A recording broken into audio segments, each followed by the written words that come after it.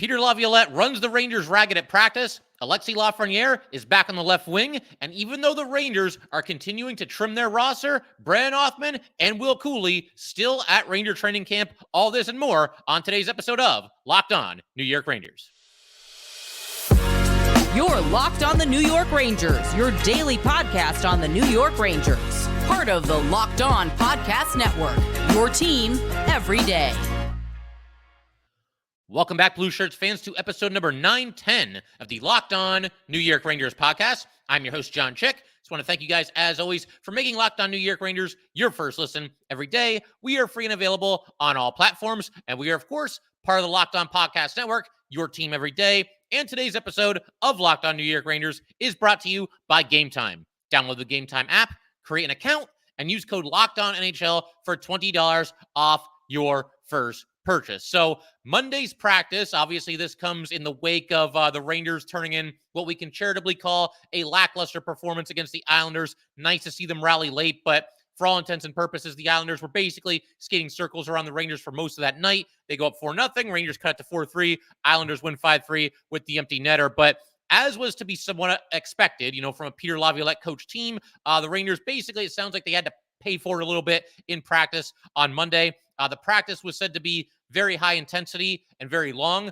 I saw a tweet from Molly Walker. She mentioned that this is what she thinks the longest practice the Rangers have had, obviously, since she's been covering the team. And, just going by how long this was going on and how many fresh tweets were coming out from different New York Ranger beat reporters. Yeah, it definitely seemed like a long one.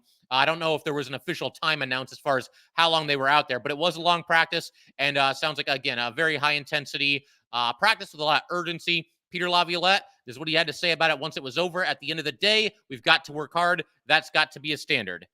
Amen. And it sounds like, again, if the Rangers don't work hard, they're going to be paying for it in practice. And that's obviously a good thing. That's why Peter Laviolette, that's why you hire him as the head coach of your team. You want accountability and you want it to be known that a lack of effort or, a lack of compete, whatever it was, whatever you want to call it between the Rangers and the Islanders, whatever happened there, just not good enough. That's the bottom line. I think anybody that would watch that game would probably agree. It's the preseason and everything, but as Laviolette has said, you got to establish your identity early, and the Rangers missed an opportunity to do that while playing, obviously, one of their big rivals. As far as practice line combinations from this practice, you've got a top line. This is interesting. I don't believe we've seen this yet. Left to right, Panarin, Mika, and Kakko. And let me start with Kakko here. Based on what we've seen this preseason from Alexis Lafreniere, which let's just say that it hasn't been good. It's been a little bit subpar. He struggled a little bit in these games. You take Lafreniere out of the equation. I'm not putting him at the top line right wing right now. And, Blake Wheeler's an option. You could always put him there. But, Blake Wheeler, he's the veteran. He's the 37-year-old that's coming over to the Rangers. And, yes, he could play that role. Obviously, there's a guy that's spent just about his whole career in a top six role. But for me, he's the guy on a one-year deal, the veteran, and I'm going to go with Kakko instead. I think Kakko overall has played, fairly well, and he obviously had success last season with Mika Zibanejad and Chris Kreider on the top line. This is a little different because obviously it's Panarin and not Kreider, but again, almost by default, I got to go with Kakko as my top line right winger. Probably not just for now, but for the start of the season as well. And we'll have an episode, maybe even tomorrow's episode. I'm kind of leaning that way where I try to project the opening night roster before the Rangers announce their final cuts here. I want to, throw out my line combos and defense pairings and, healthy scratches and the whole 9 yards there. But yeah, Kakko for me, he's got to be your top line right winger to start the season. I would probably go with Kreider. Kreider, Mika, Kakko is my top line. But, obviously they want to try some things here. Laviolette also mentioned, as we know, Panarin and Mika Zibanejad both suffered minor injuries during training camp. And he mentioned that he had intended for the two of them to be out there on a line a little bit earlier than this. But obviously those injuries changed plans a little bit. But it sounds like at practice, this is the one line that pretty much stayed intact the entire day on Monday. The other lines were, mixing and matching at least a little bit. But it sounds to me like there's a decent chance we're going to see this line together on Wednesday. And Laviolette even mentioned that there's a decent chance that could happen as well. So I'd be surprised if the Ranger top line on Wednesday's preseason game is anything other than Panarin, Mika, and Kakko. You got a second line, Chris Kreider, Vincent Trocheck, and Brennan Othmann. Another example of Othmann and Cuylle, throughout this entire process, the training camp, the preseason, these kids have been given every opportunity to, claim a big role, to play with some of the Rangers' best players. And they're out there. It looks like they're hungry. And I keep saying this, but I still do sort of favor, because I'm tempted to put them on the NHL roster too, but I'm trying to exercise caution here. I'm trying to play it a little bit safe. And you factor in the fact that the Rangers have a pretty good roster, even with Othmann and Cuylle not on it. I think they have a very good roster. They had one of the better records in the league last year. I'm still leaning toward the two of them starting in the AHL, especially Othmann, because he hasn't even played in the AHL yet. And we've seen the Rangers, some of their forwards have kind of been fast-tracked to the NHL, and the results haven't really been there. So I'm still kind of leaning toward Othmann and Cuylle starting the year in the AHL if it was up to me. But it is cool to see Othmann out there with some of the heavy hitters for the Rangers in Chris Kreider and Vincent Trocheck. You got a third line, Lafreniere, Gaudreau, Wheeler. Lafreniere back at left wing here. Laviolette did say, at the start of training camp that Lafreniere would begin camp on the right wing, but that it shouldn't be any big surprise if he's back at left wing, or it shouldn't even really be all that noteworthy. And he had a quote after this. I don't have it in front of me, but he basically said as much, something along the lines of, it's not a big deal if somebody that was on right wing was on left wing. He kind of, it sounded like he kind of just said that unprompted, because he probably figured he was going to be asked about it. So Lafreniere back at his normal left wing position.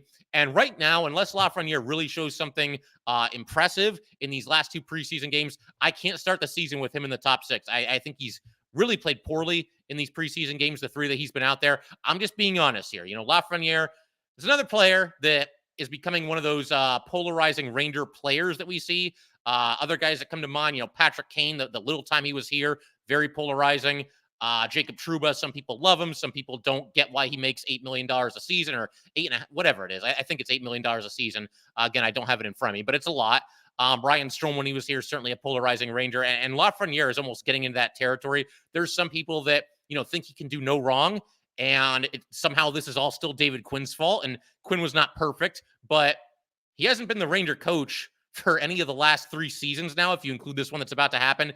And he only had Lafreniere for 1 year. So I can't put Lafreniere's struggles on a coach that is long gone from this organization.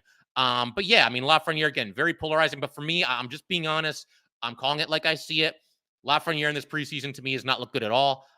So right now, again, unless he really shows out in these last 2 preseason games, I got to start with him in a bottom 6 role. And some people might not like that. I understand that to a degree. But to me, he just hasn't shown enough that he should be in the top 6 right now, unless you just want to go with a complete kind of like a sink or swim kind of a situation for Lafreniere. You just throw him out there on the top line opening night and say, okay, go get it. It's the real deal now. There's no more preseason. You've learned the system. You've learned the right wing or whatever it might be. And it's on you to keep your job there. You could go that route if you want, but for me, I'm starting him on the third line to begin the season here in one way or another, whether it's this line combination or a different line combination. Also, Gaudreau and Wheeler, that's also on the third line here. Barclay, Gaudreau, Filip Chytil's out of practice, and we're going to talk about him in a little bit here. But Gaudreau, I think if Filip Chytil misses any regular season games, you're probably looking at Barclay Gaudreau right in this spot here, centering the third line. And that's where Barclay Gaudreau really does come in handy. He is somebody that, as we've talked about, can move pretty seamlessly up and down the lineup. He can play all 3 forward positions, kind of a Swiss Army knife for the Rangers. And honestly, I've talked about this in the past too. I don't see him as a top 6 forward, but when he was out there with Panarin and Mika, and granted, that's 2 very good players to be out there with, but I kind of like that line last season when the 3 of them were out there together. So Gaudreau, very valuable for that reason alone, just the position versatility and the fact that it feels like he can kind of fit in on just about any line. But if Chytil's not there, you got to figure Gaudreau is centering the third line on opening night. Fourth line, and this could be the Ranger fourth line to start the season as well. You got Jimmy Vesey, Nick Bonino, Tyler Pitlick. Vesey is going to have to, he's got his work cut out for him, and maybe Pitlick to an extent as well. There's some players that are gunning for an opening night roster spot, and they've, Vesey especially, but also Pitlick to an extent. They've got their hands full trying to hold off these guys. Jonny Brodzinski has played very, very well in the preseason. It's getting to the point where I'm starting to think he's going to make this team, possibly as the 13th forward for the New York Rangers. If he does that, then it's possible he's out there on opening night in place of Jimmy Vesey. And then obviously Othmann and Cuylle, we're going to talk about them a little bit more. We've talked about them a little bit already, but we're going to continue to talk about them in future episodes as training camp continues here and ultimately wraps up. But the two of them have played very well, and they're gunning for a spot. So, yeah, Vesey, he's got his hands full right now, and you could say the same thing for Tyler Pitlick as far as holding off the veteran Brodzinski, the two young guys, Othmann and Cuylle. All the rest of the Ranger forwards, I would say, are a lock to be on the opening night roster. Nick Bonino is going to be out there, and obviously everybody who's going to be in the top 9, they'll be out there as well. Defense partners, Lindgren and Fox, Miller and Trouba, Gustafson and Schneider, Harper and Jones. So, no big surprises here. They're kind of going with their tried and true top 4, which, I still lean that way. It starts to get a little boring after a while, but I still think those are the best pairings that the Rangers can go with. I know some people want to see Fox and Miller together, maybe even Lindgren and Trouba together just to get some old school snarl on the same pairing. But I like these pairings and, overall, very, very good results from these pairings over the past few years here. As far as Gustafson being with Schneider on the third pairing, that kind of checks. I feel like Gustafson has played very well. I believe he probably had the inside track over Zach Jones as far as the 6th defenseman role to start the season. And Gustafson's played very well. He's been one of the better Rangers on the ice when he's been out there. So to me, he's just tightened his grip on that job for opening night. And it begs the question, what's going to happen with Zach Jones? They can't send him to the AHL without him passing through waivers. And I don't think the Rangers want to do that. I think there's a decent chance he would be claimed. So does he just sit in the press box? Does he mix into the lineup every now and then and Gustafson sits? Do the Rangers go with 7 defensemen every once in a while? Do the Rangers trade Zach Jones? We could do a whole episode about that, the fate of Zach Jones. But for now, yeah, we'll kind of just let this position battle play out. But unless something happens as far as an injury or unless Gustafson, really just plays badly in these last 2 games and Jones plays great, I think that's Gustafson's job, the 6th defenseman role opposite Braden Schneider on opening night. And then obviously, your 2 goalies are Igor and Quick, and that's all you've got left. You've got 14 forwards, 8 defensemen, 2 goalies. So that would be 24 players, and the Rangers will probably start the season with 22. So going to be very, very interesting. I'm forgetting Filip Chytil because he wasn't in the lineup. So I guess technically they have 25 players. But yeah, Chytil, obviously we'll keep our fingers crossed that he can mix in at a certain point here as well. I'll keep everything rolling in just a second. I want to also go over some of the power play units, the way they were kind of mixing and matching there, and a whole bunch of other stuff from training camp as well, including an update to Filip Chytil on his injury. And Zach Jones has also suffered what looked to be a minor injury, at least in hockey terms, at this most recent practice as well. So we'll get to all that stuff in just a second. But first, gotta let everybody know, today's episode of Locked On New York Rangers is brought to you by Game Time. You shouldn't have to worry when you're buying tickets to your next big event. Game Time is the fast and easy way to buy tickets for all the sports, music, comedy, and theater events near you. With killer last-minute deals, all-in prices, views from your seat, and their best price guarantee, Game Time takes the guesswork out of buying tickets. See the view from your seat before you buy so you know exactly what to expect when you arrive. All-in prices show your total up front so you know you're getting a great deal without hidden fees. Buy tickets in seconds with just 2 taps. Take the guesswork out of buying tickets with Game Time. Download the Game Time app, create an account, and use code LOCKEDONNHL for $20 off your first purchase. Terms apply. Again, create an account and redeem code LOCKEDONNHL for $20 off. Download Game Time today. Last-minute tickets, lowest price, guaranteed.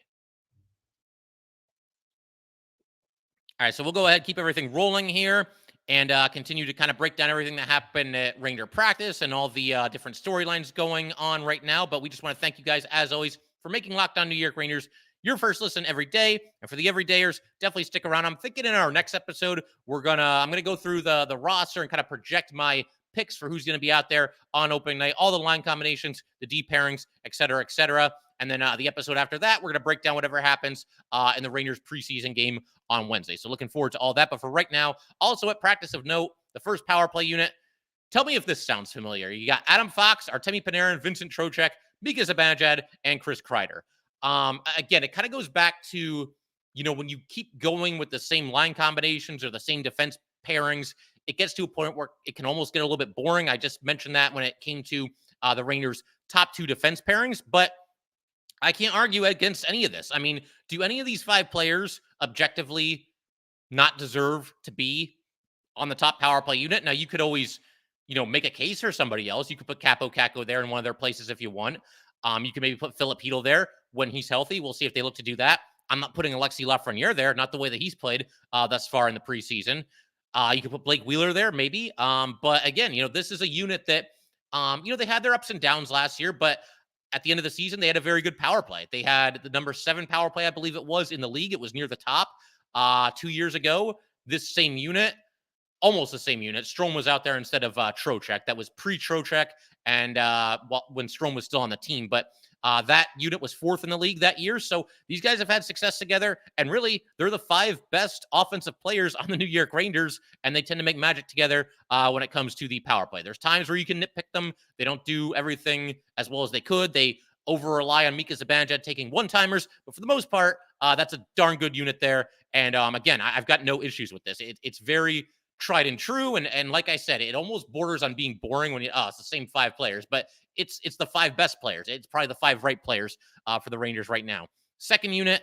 Oh, and you know what? Well, we'll go through kind of the alignment here because I know some people are probably interested in that. You had Mika Zibanejad on the left side, Panarin on the right side. Trocheck was the bumper. I think that's probably the way to go. You put Mika on the left side. He's in position for those one-timers. Every now and then the Rangers will flip-flop the 2 of them. I believe, the first iteration of this power play, it was Panarin on the left side and Mika was on the right. We even saw Mika at bumper for a while, which I never understood that. I mean, let's take advantage of this guy's, slap shot. But yeah, I mean, overall, I think that's the best alignment. You put Mika on the left side and he's teed up for those slap shots. And Panarin, he can kind of just do what he does, regardless of which side of the ice he's on. Second unit, you've got Capo Caco, Blake Wheeler, Alexis Lafreniere, K'Andre Miller, and Erik Gustafsson. No Jacob Trouba was kind of interesting to me. They've got 2 defensemen out there, and Jacob Trouba is not one of them. But Gustafsson, like I said, he's played very well for the Rangers throughout the preseason here. Also played for Peter Laviolette last season. They spoke very highly of him when Carlson was out with an injury. The way Gustafsson kind of stepped into that role, kind of became the offensive defenseman on that team, was quarterbacking the power play. And that's something that he can do to help your team. So it's possible he's out there. But something that was of note here, and you might have picked up on this when I read the players, they didn't have a center on this second unit here. So that tells me that it's probably Filip Chytil will be out there in place of one of these guys when the regular season starts, maybe Gustafsson. They actually had Gustafsson working as the bumper on this unit, which is kind of odd, but I mean, I guess we can give it a shot here. Gustafsson, it's very possible as well that he was just kind of a placeholder for Filip Chytil once Filip Chytil gets back. But I'll be very curious to see, do they do 3 forwards and 2 defensemen?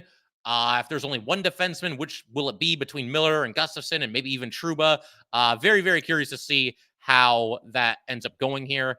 The first unit, the 5 players that I mentioned, they're all going to be on the power play in one way or another. No guarantees it'll be those 5 on the same top unit, but those 5 players will all be in one way or another involved with the power play.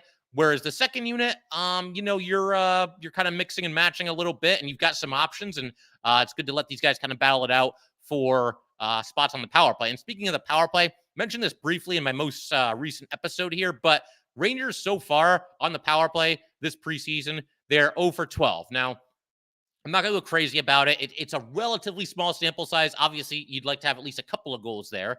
But you think about the preseason, you think about the fact that, these teams aren't always going with their A lineup, and you end up with guys like Barclay Goodrow. I think Riley Nash was out there on the power play the one night.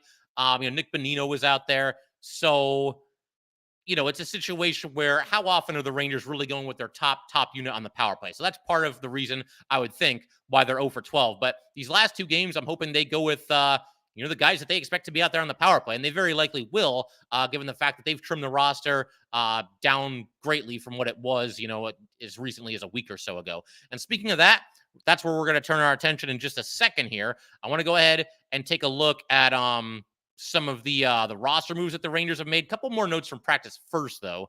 So you got Filip Chytil. He missed all of Monday's practice with an upper body injury.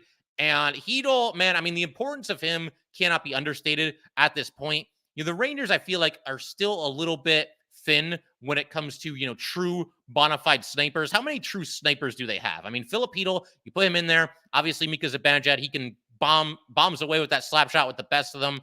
Kreider, sort of, but he scores a lot of goals, but a lot of his goals are on those deflections or, cleaning up some loose change in front of the net.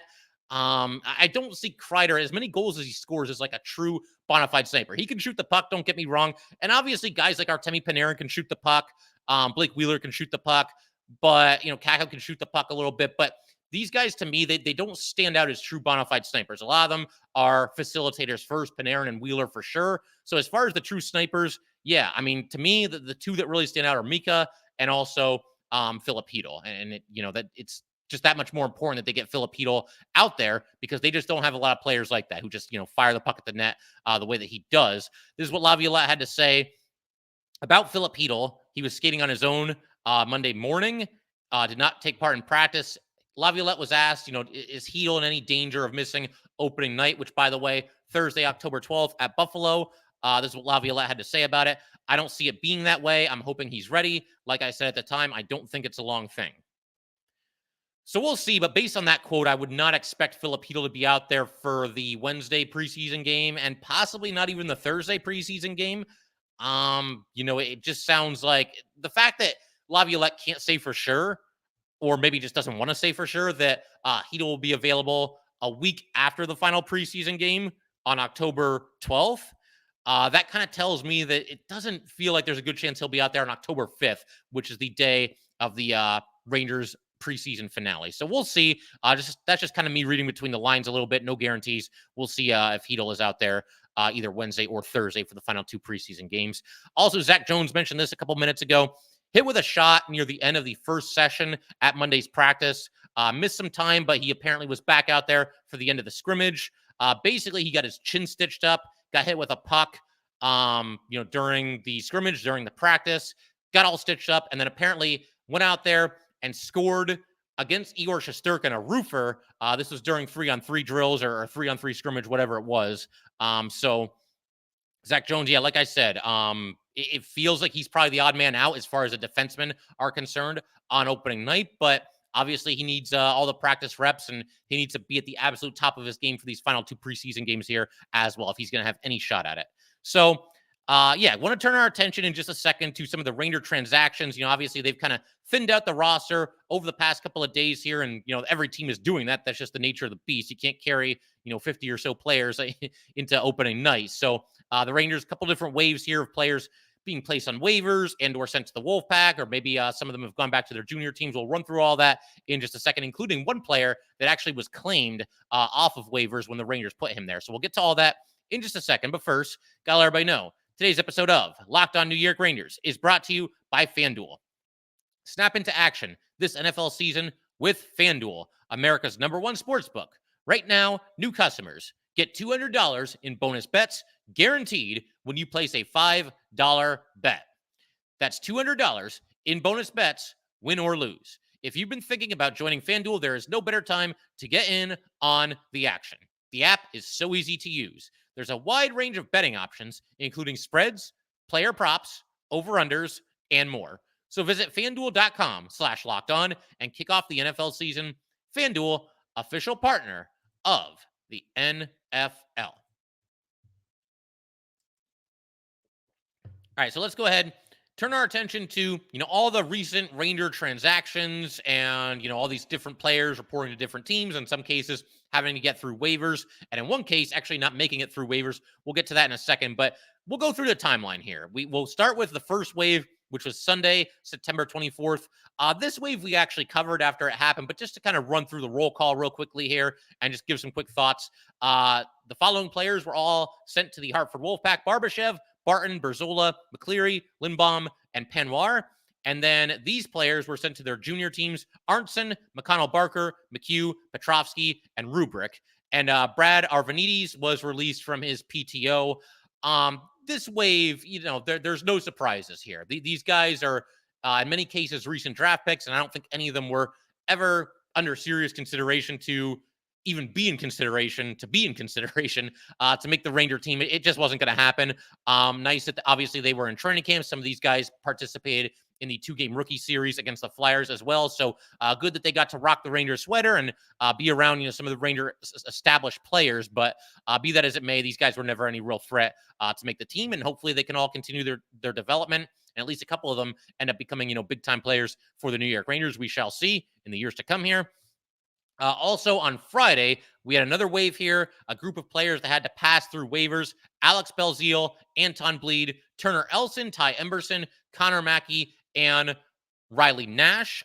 They all made it through waivers, with the one exception being Ty Emberson. We'll talk about him in greater detail in just a second. As far as the rest of these players, I mean, Riley Nash at this point hasn't played in the NHL in at least a couple of years. He's 34 years old now. Bounced around the league a little bit. Has been in the AHL the last few seasons. He's kind of your token, NHL, AHL swingman, the veteran that you can call up, if you need a veteran to step in. But obviously, doing that to send him back to the AHL, he's got to pass through waivers again. So we'll see. He's somebody that maybe could be in line, maybe not the most exciting option to be on the Rangers if they need a call up at some point. I would love to see Ranger Twitter react. Say Brennan, Othmann, and Will Cuylle both start the season in the AHL, and then there's like an injury for the Rangers, and they have to call somebody up from the Wolfpack, and everybody's saying, "Oh, we want Cuylle, oh, we want Othmann," and it's Riley Nash. I mean, I wouldn't be happy about it either, but it might almost be worth it just to see the reaction that everybody would have on Twitter. That would be quite the sight. But Riley Nash going to be starting the season with the Wolfpack. Anton Bleed, he's somebody that's kind of a hard-nosed player for the Wolfpack. The little I saw of him with the Pack last year, I kind of liked his game. And Alex Belzile, I thought he was really impressive in the preseason. Spent the last 3 seasons with the Canadians. Has a cool story. Didn't make his NHL debut until he was 29. Didn't score his first NHL goal until I believe he was 30. And again, he showed some impressive speed throughout the preseason here. A couple of, pretty good shots, I thought. And somebody that was out there busting it and doing everything he could to make the team. Instead, he's going to start with the Wolfpack after making it through waivers, but somebody to maybe keep an eye on there. We also had Ty Emberson being claimed by the San Jose Sharks. I mentioned a second ago he was placed on waivers. To kind of just talk about Emberson real quick. So he's a 23-year-old defenseman, third-round pick by the Coyotes in 2018. He went number 73 overall, has yet to make his NHL debut. He was part of the trade going into last season that sent Patrick Nemeth to the Arizona Coyotes. And as far as what Emberson did with the Pack last year, 69 games, 7 goals, 20 assists, was also a plus 17. And then in the playoffs, 9 playoff games, he was a plus 9, 2 goals, and 3 assists. He probably would have at least been in a top 4 role with the Hartford Wolfpack. And who knows? I mean, maybe we would have seen him with the Rangers at some point this season. But, I mean, the way the depth chart looks right now, it's hard to envision him carving out a big role for himself. Never say never. We've seen guys do that against all odds in the past. Ben Harper being a very good example of that this past season. But probably not a huge loss. And for the Sharks, probably worth gambling on this, worth a waiver claim because, they're a young team. They're trying to rebuild. Maybe they feel like they can unlock something in Emberson, somebody that was a third-round pick just a few years ago. And for Emberson himself, again, without going through the entire Sharks, their entire pipeline and looking at all their defensemen and everything, it's probably not a bad landing spot for him if he wants to play in the NHL because that's a team that's rebuilding. They were in second to last place in their division last year. I got the standings board over here on the wall and still haven't, done anything as far as last year's standings are concerned. We'll update it when this year starts, but I had to double check that. They finished ahead of the Ducks this past season. So, yeah, good landing spot for Emberson. Also on Friday, we had a handful of players assigned to the AHL. These guys did not have to pass through waivers. You had Brouillard, Henriksen, Korzak, Trevino. You also had Blake Hillman being released from his PTO and reporting to Hartford. Adam Clendenning also released from his PTO. Of this group here, this group and the previous group of players that I just mentioned, Belzile and Nash seem to have probably the best chance of making the Rangers potentially as the 13th forward. But now that they're out of it, again, it's down to the nitty-gritty here, and it could open up the door for Jonny Brodzinski to make the team. Obviously, Othmann and Cuylle, they're still in the mix as well. Brodzinski's interesting because he's somebody that I think he's played pretty well when he's been on the Rangers. I mean, there's nothing that's gonna wow you and think this guy's gonna be an all-star or anything like that. But he plays hard. He plays with some tenacity. He's got good speed. I think he's got a decent wrist shot as well. And just looks like he's always locked into the game and always out there battling. And I think sometimes a certain player, and Brodzinski's into his late 20s now, if I'm not mistaken, certain players can kind of get labeled as oh, well, he's an AHL swingman. We got him here for depth. He is the captain of the Hartford Wolfpack. And, he's down there. He'll be a good influence and a good leader for some of these young players. But you know what? All those things I just said, they shouldn't work against a player. Sometimes that can happen, though, I think, where you kind of just get comfortable with, Brodzinski, he'll be our captain with the Wolfpack. And, if we're in a pinch, we'll call him up for a couple games, and then we'll put him on waivers and send him back down. But, hey, if Jonny Brodzinski earns this role. Again, you don't want these guys to be blocking prospects forever, but it'll be hard not to feel good for him because somebody that, again, he's had, he used to play for the Sharks. He's had a couple of games in the NHL, a decent amount of games, but he's never able to stick. If he's finally able to pull that off this year, where he sticks on the Ranger roster, it'd be hard not to feel good for him. And he's made a good impression on Peter Laviolette as well. As far as the last wave of transactions here, you've got Sunday. The following players were assigned to the Hartford Wolfpack. None of these players had to pass through waivers either. You got Brett Berard, Dylan Garand, Adam Edstrom, Jake Lecision, Matt Rempe, Matthew Robertson, Brandon Scanlon. And if I'm not mistaken, the only player there that's ever played in the NHL is Jake Lecision. So that's why, obviously these guys don't have to pass through waivers. As far as this group, again, nothing too surprising. I know there's some big Matt Rempe fans out there. He's made an impression on a lot of Ranger fans, including myself, throughout the preseason, throughout, the 2-game set against the Flyers. He got into a fight there. He drew a penalty the other night against the Islanders, put a big hit on Mayfield, and Mayfield retaliated, has been in a couple of fights, and just looks like a bruiser. I mean, it's hard not to notice him. The guy's as big as a tree out there. So it'll be interesting to see, if anything happens with the Ranger fourth line, maybe not even this year, maybe you're looking at next year. The Rangers do have a lot of veteran forwards who are on one-year deals, Pitlick, Bonino, even Blake Wheeler. Jimmy Vesey is under contract for next season, but he can always get moved. I mean, you never know for sure. There could be a spot for somebody like Matt Rempe next season. So we'll see how that shakes out. And obviously we'll keep an eye on him and everybody else through, the entire season with the Wolfpack. Matthew Robertson, I don't know what the plan is for Matthew Robertson, because this is somebody, again, high draft pick for the Rangers, second round overall, has yet to make his NHL debut. And again, there's just kind of a logjam there. Where are you going to put Matthew Robertson into this lineup? We just got done talking about all these other defensemen that are in front of him. And again, I just don't know how you can fit him into this Ranger lineup. But obviously, if he plays well with the Wolfpack, that'll at least increase his chances. Maybe at some point he's trade bait if the Rangers are looking to make a move at the deadline this season. Who else? I mean, Brett Berard, talk about him for a second. He's kind of become like a favorite of mine. He's kind of, we've all got our favorites. We've all got that kind of sleeper, that dark horse candidate, that guy that was taken in the 5th or 6th round that maybe doesn't have a lot of the hype that the high draft picks do have. Berard, a gritty player and somebody that I think has shown well for himself when we've seen him in the World Juniors. Obviously, in training camp with the Rangers this season as well. And, just a scrappy player and somebody that, maybe at some point, same thing with Matt Rempe.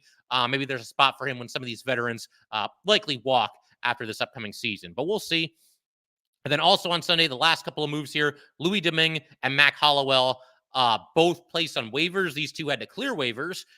Both, it looks like, have indeed done that, and they will both now report to the Hartford Wolfpack. So there you go. That's every transaction that the Rangers have made in the last month or so, or not month, last week or so here. And like I said, we're down to the chosen few remaining at Ranger practice and Ranger training camp and into the game here. I got to believe anybody that's still there with the Rangers in training camp, they are at least being given some consideration to making the opening night roster, whether that's somebody like Othmann and Cuylle, who are battling to be out there to make the Rangers, whether that's Jonny Brodzinski, who's trying to finally, establish himself firmly as an NHL player. There's a lot of guys battling for those last couple of spots there. So, yeah, that's kind of where things stand as far as practice is concerned. I figure we can call it there. Obviously, the Rangers going to be back in action on Wednesday, so definitely looking forward to that. If you guys would like to get in touch with this podcast, please send an email to lockedonnyrangers@gmail.com. Once again, that is lockedonnyrangers@gmail.com. Definitely give us a follow on Twitter as well, @LO_NY_Rangers. Once again, that is @LO_NY_Rangers. And definitely subscribe to Locked On New York Rangers YouTube channel. Thanks again, guys. I'll see you next time.